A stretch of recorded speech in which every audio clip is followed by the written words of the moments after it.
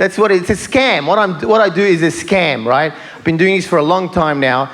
Basically, I get a bunch of people in a room and I dump my shit on them and they pay me money.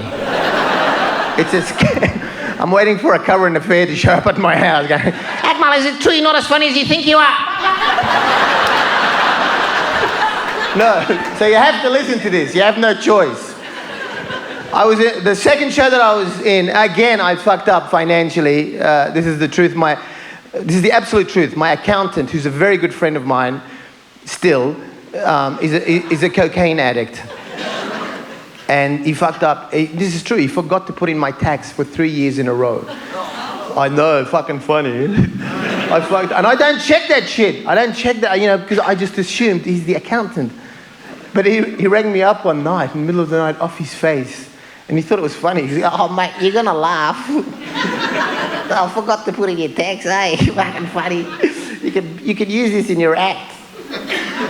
And at the same time, I didn't know what to do. I didn't even have the money for the fines, let alone for the actual tax. I didn't have it, And at the same time, they asked me to do this show called I'm a Celebrity, Get Me Out of Here. I don't know if... I don't know if you're familiar with the show. It's a fantastic show. Basically, I met the guy who came up with the idea. An English guy called Alex. He's a psychopathic fuck. No, I can tell, man, forget Trump. This guy's far more dangerous. And I wasn't there when he came up with the idea, but it would have been something along the lines of this. It would have been something like, I could just imagine it would be, right, I've got a great idea for a reality show. No, get me 12 celebrities, but, nothing too fancy. No Nicole Kidman's or Hugh Jackman's or fucking... Get me the kind of celebrity that, if we lost 2 or 3 of them, no one's going to give a fuck. Someone said, like Akmal. Yeah, like him. Get him. And they asked me to do the show, and then they said... And I said, I was really firm. I said, listen, first of all, I'm not a celebrity. I'm an artist.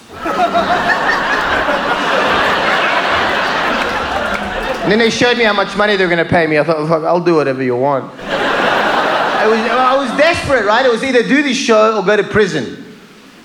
I should have gone to prison. In retrospect, it would have been better food, more dignified, more private.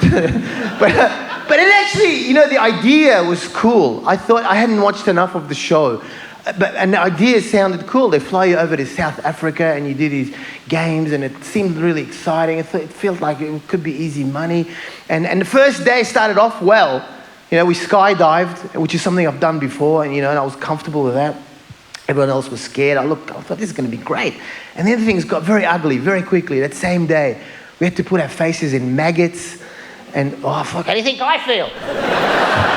Oh, yuck, all right. And we had to drink. And I couldn't see the point in any of it, right? And the first day we were on this contraption and they started lowering us hydraulically into this white shit, smelly white shit. And I freaked out. I got off. And I said, what's going on here?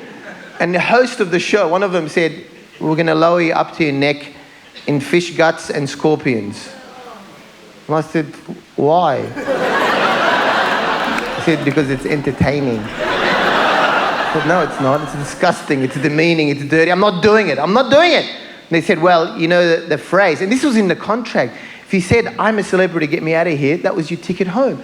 So on the first day, believe it or not, I said it. I said, I'm a celebrity, get me out of here.